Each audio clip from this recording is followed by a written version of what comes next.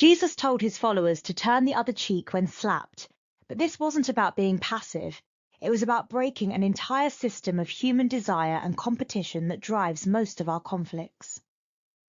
Today, we're exploring the Judeo-Christian faith as a calling to bring others to the cross through 3 revolutionary practices: self-giving love, Christ-centered witness, and Sabbath-shaped dependence on God. By the end of this episode, you'll understand how these ancient principles can transform modern life and why they're more countercultural now than ever. Let me bring in someone who's been thinking deeply about how faith reshapes everything. Help me understand this idea that Jesus actually subverts our basic human nature. It starts with something called mimetic desire. According to René Girard's research, we're constantly imitating each other's wants, creating competition, conflict, and cycles of envy. Think about it. How many of our desires are truly our own? Wait, so you're saying we don't even know what we actually want? Exactly. Most of the 10 Commandments are essentially pointing out this problem.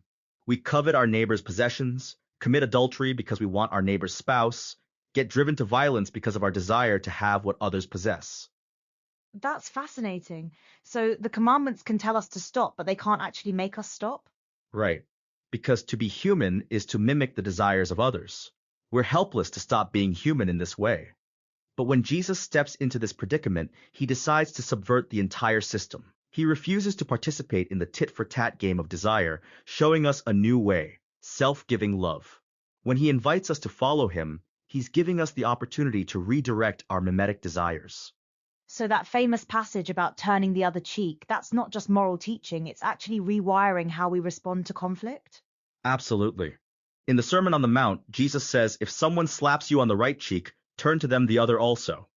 This isn't passivity, it's a radical invitation to break the cycle of violence and competition. And the ultimate example is the cross itself. Jesus' willingness to endure suffering for the sake of others is the ultimate example of self-giving love. He doesn't fight back, doesn't seek revenge. Instead, he absorbs the worst humanity has to offer and responds with forgiveness. Father, forgive them, for they do not know what they are doing. That's from Luke 23:34. It's completely revolutionary. But here's what I find interesting. This isn't just about personal transformation. There's something bigger happening here about how we understand the cross itself. Yes. According to theological research, the atonement isn't merely a doctrine to be believed or a theological puzzle to be solved. It's a reality that reshapes everything. The cross of Jesus Christ transforms how we worship, how we pray, how we understand ourselves, how we treat one another, how we face suffering, and how we engage a broken world with self-giving love. So it's not just the entrance point of faith? Exactly. As John Stott wrote, the community of Christ is the community of the cross. Having been brought into being by the cross, it continues to live by and under the cross. It's not just a badge that identifies us, it's a compass that orients us in a disoriented world. The cross is the permanent center around which the whole of Christian existence revolves. That's a powerful image, a compass in a disoriented world. And this connects to how we actually share this faith with others, right? Absolutely. Research on early Christian missions shows something remarkable. The expansion of Christianity in the first centuries wasn't the result of human strategy, institutional power, or wealth. What was it then? It emerged from a mission deeply rooted in the person and work of Jesus Christ, empowered by the Holy Spirit and expressed through communal life and bold proclamation. Starting with a small group of disciples in Judea, the Christian movement quickly spread throughout the Roman Empire, crossing different languages, cultures, and religions, without political power, large amounts of money, or formal church structures. That's incredible. So it was the authenticity of their witness that made the difference? Yes, and here's something fascinating about witness in hostile environments. Scripture presents suffering as an integral part of faithful witness. Jesus taught that persecution is actually a sign of alignment with him. Blessed are those who are persecuted because of righteousness, from Matthew 5:10-12. Paul's missionary journeys were marked by hardship, imprisonment, and opposition, but he declared, "Woe to me if I do not preach the gospel." So persecution actually propelled the mission forward? Exactly. The book of Acts demonstrates this. After intense opposition in Jerusalem, believers were scattered, and those who had been scattered preached the word wherever they went. Persecution became a catalyst, not an obstacle. And we see this pattern throughout history. The Roman Empire tried to suppress the faith, yet underground gatherings and martyrdom testimonies actually fueled its growth. Right. In the 20th century, churches in communist regimes like China and the Soviet Union endured severe repression, yet underground house churches multiplied. Faith flourishes even under pressure. There's something about authentic witness that transcends circumstances.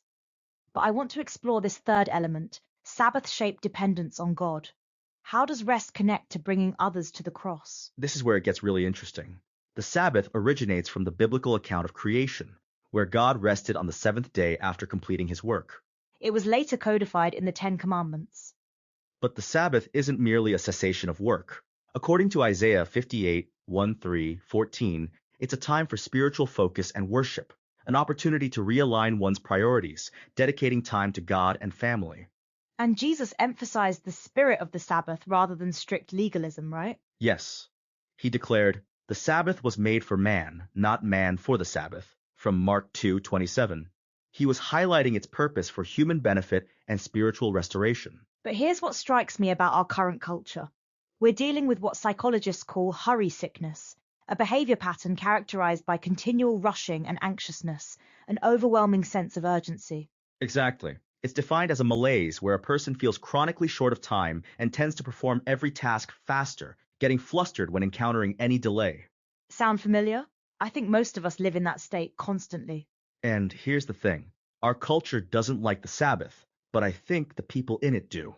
We can't wait for our next day off, the next vacation, to get away from this place of hurry. There's this quote from John Mark Comer that really captures it.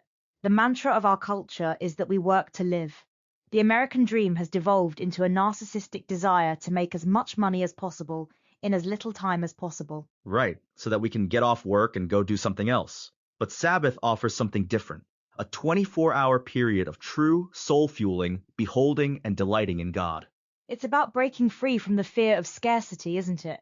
When we grasp for things, status, possessions, recognition, we're often driven by that fear. Absolutely. But Jesus shows us that in God's kingdom, there's enough for everyone. He multiplies loaves and fishes. Sabbath rest serves as a foretaste of the eternal rest promised to believers. Hebrews 4:9-10 says, "There remains, then, a Sabbath rest for the people of God. For whoever enters God's rest also rests from his own work, just as God did from his." So Sabbath isn't just personal restoration, it's actually a form of witness? Yes. When we live with this rhythm of rest and dependence on God, we're demonstrating a different way of being in the world. We're showing that our security doesn't come from endless striving.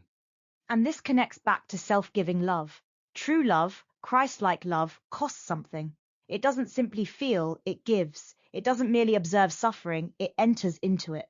Exactly. As one theologian puts it, this is the scandal and strength of sacrificial love. In losing, we find. In giving, we gain. This principle runs against every natural instinct. We're wired to protect our time, our energy, our comfort. But Jesus calls his disciples not to a life of preservation, but of surrender. Take up your cross daily, not once, but every single day. This kind of love costs. It may mean forgiving when you're still aching, listening when you'd rather withdraw, showing up when it would be easier to stay home. But here's what's remarkable. In those costly moments, the Spirit transforms sacrifice into strength. You become more like Christ. C.S. Lewis wrote, "To love at all is to be vulnerable. Love anything and your heart will be wrung and possibly broken. The only place outside heaven where you can be perfectly safe from all the dangers of love is hell." That's powerful. And St. John Chrysostom said, "The mark of a Christian is not how much he knows, but how much he loves. The measure of that love is not convenience, it's cost." But here's the hope. God doesn't waste a single act of sacrificial love. Each hidden kindness, each quiet act of obedience, each painful choice to give when it hurts is seen by the Father and shapes eternity. So when we step back from all this, what we're really talking about is a completely different way of being human. Yes, these three elements, self-given witness and Sabbath dependence, they work together.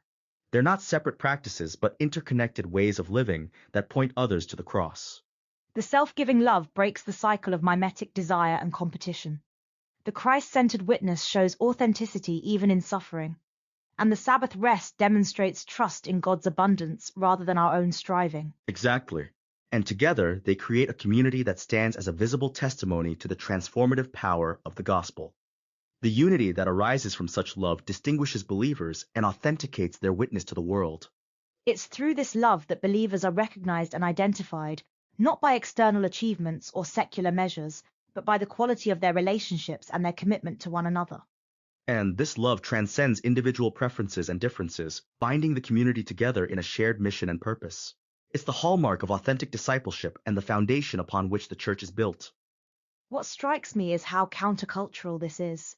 In a world that values self-preservation and personal gain, this calls us to a completely different lifestyle that prioritizes God's will above all else. Right. And it's not just about personal sacrifice, it's deeply connected to the mission of the church. It involves spreading the gospel, serving others, and living a life that reflects the values of the kingdom of God. So the calling to bring others to the cross isn't about convincing people through arguments. It's about embodying a way of life that's so radically different, so genuinely loving, that it draws people in. Exactly. When we live with self-giving love, maintain Christ-centered witness even in difficulty, and practice Sabbath dependence on God, we're offering the world something it desperately needs but rarely sees. And here's what this really comes down to. In a culture of hurry sickness and mimetic desire, these ancient practices offer a path to genuine freedom and authentic community. The beautiful thing is that this isn't just theory. When people encounter communities living this way, they're drawn to something they recognize as real, as life-giving, as the answer to their deepest longings. So if you're feeling caught in cycles of competition and striving, remember that Jesus offers a different way. Start with one small act of self-giving love today. Choose rest over endless productivity this week. And when you face opposition or difficulty, let your witness be authentic rather than defensive. These aren't just spiritual disciplines, they're revolutionary acts that can transform both you and the people around you. Remember that slap on the cheek we started with? When you choose not to retaliate, when you respond with love instead of competition, you're not being passive, you're breaking an entire system of human conflict. That's the power of the cross at work.